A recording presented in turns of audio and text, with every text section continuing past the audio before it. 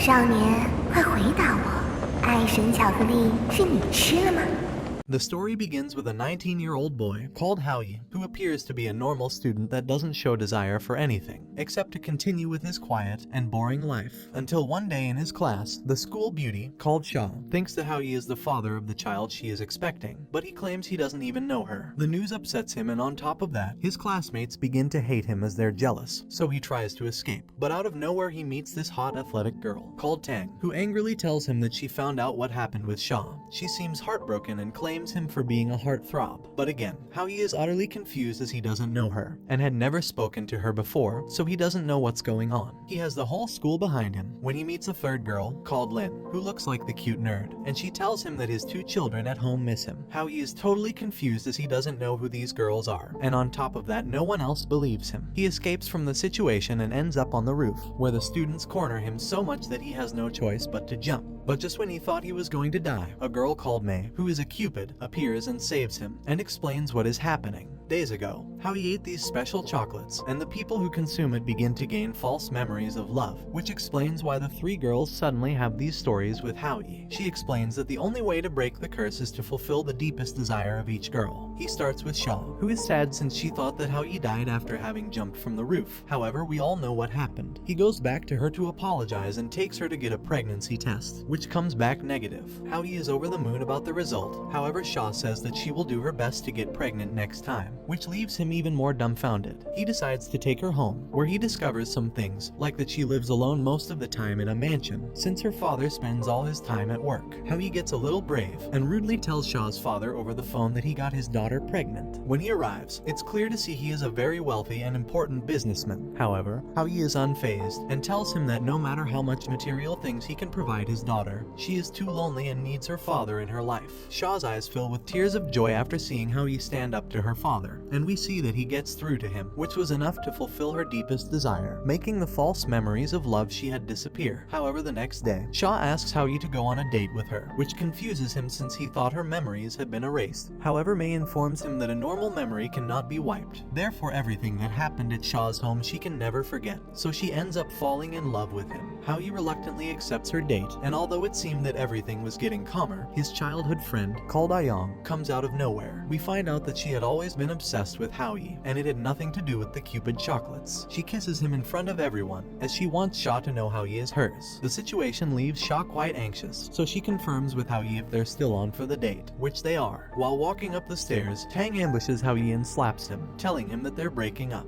He tells her with that attitude no one will like her, and she storms off. Mei appears, and Haoyi asks her if simply breaking up with the girls would solve everything. She says he knows nothing about women, and when a girl says we're breaking up it is merely a warning. Haoyi still plans to go on the date with Sha, and when the big day arrives they end up enjoying it. They even go to an anime convention where they meet again with Tang, in which they discover that despite her strong appearance, she has a secret hobby as a cosplay girl, and hides it as she doesn't want to lose the respect from people at school. However, she had always dreamed of winning the competition that is held every year, which requires 3 participants, so Sha says they will help her. Haoyi is not too fond of the idea as he doesn't want to dress in woman's attire. However, it seems he doesn't have a choice in the matter as they force him into a cosplay. Tang goes to change, but finds her costume had been ruined in an attempt to sabotage her, so she breaks down and leaves. Haoyi looks for a way to carry out the competition, and when he goes on stage, he gives a speech from the heart about Tang, saying that she doesn't have to hide parts of herself or give importance to anyone who criticizes her, and that the real her is beautiful. Tang then falls from the catwalk, and with this epic entrance they save the competition and win. Sha begins to feel insecure since Haoyi shares a beautiful moment with Tang. However, she keeps it to herself.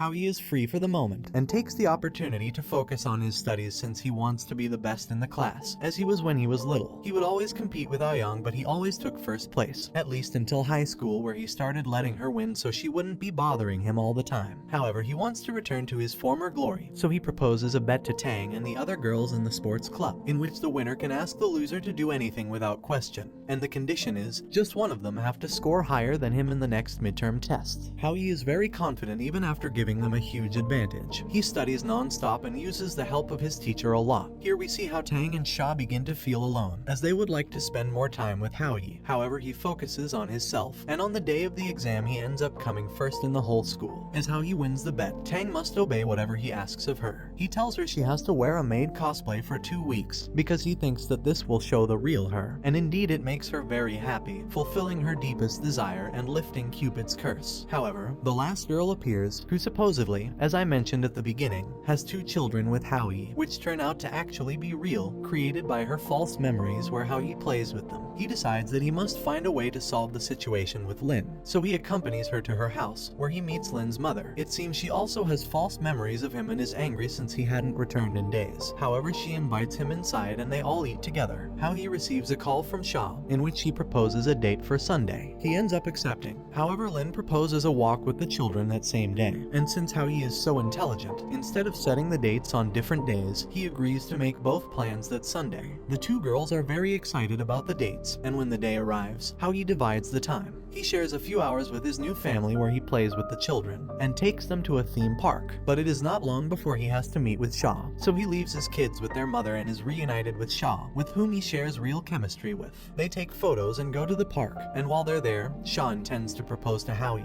Even with a kiss, he ends up leaving her alone when May appears once again. Howie is still confused to why the school beauty likes him, and still thinks it has something to do with the chocolates. However, May confirms that it doesn't, and her current feelings for him are real. Howie returns to Lynn and the children, spending the afternoon with them and takes them to eat, where we discover that Lynn has daddy issues that she does not like to talk about. So Howie looks for ways to discover the truth in order to fulfill her deepest desire and lift the curse. A teacher from Lynn's old school tells him that she used to be very happy as a child, and when her father took her to school she was very attentive, but out of nowhere he never came back, and ever since then she has had this longing sadness. Howie searches for Lynn's father with the help of his brother, who works in the police. He obtains some phone numbers that are possibly his, he tries them all, and the last one ends up being Lynn's father, who turns out to be a successful businessman. Howie confronts him for abandoning his daughter, but it is revealed that he is not her real father, and that he was just with the mother for a while. This leaves Howie quite confused. He asks the mother about the situation, but she doesn't tell him anything. However, the gossipy neighbor informs Howie why Lynn's father is not around. He discovers that she was married a long time ago with an officer, who died shortly after their wedding, which of course left her devastated. However, she met a businessman who wanted to take care of them, but after a short time their families had too many big disagreements, so they ended up breaking off the relationship, leaving Lynn with a deep sadness for her father. After finding all this out, Howie gets quite upset because there is not much he can do, but after reflecting, he tries to convince the businessman that he should return to them, but his attempt is useless. Howie gets frustrated but calms down and decides to spend time with Lynn and the children for the time being. However, a car accident suddenly occurs which ends up being very serious, and Lynn is taken to the hospital. They quickly notify the adoptive father, who quickly arrives to the hospital, realizing that Lynn is fine and without a scratch, since the one who received the impact was Howie, who ended up selflessly saving Lynn.